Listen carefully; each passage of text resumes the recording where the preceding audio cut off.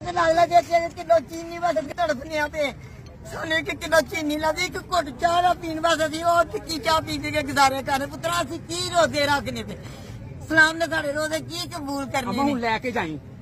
जावांगे हूं फिरदौस को आई हूं मैं लैके जावांगी तेन कादी गर्मी आई है तू केड़ी गर्मी च तड़फे मेरे नाल है तू घर घर जाने ते मैंने दे के जाने मेरे नाल गल कर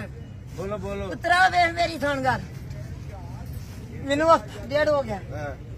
मैं जी मरीज ना रोजे मैं नहीं छाती रोजे मेरा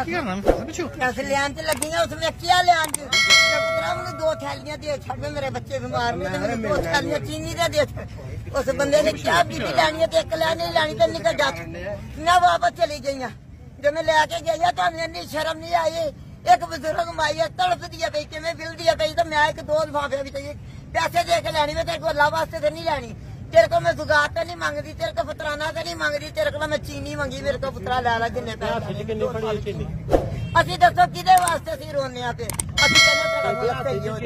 साडा वजीर आज़म सही है जे साडा वजीर आज़म नहीं साडे वास्ते कुछ करदा किदे वास्ते जो वोट लैने मेरे साडे सिरे ते आके भौंकदे ने जो वोट लैने कोई कुड़ी जावा सानू पुछण वास्ते नहीं आंदा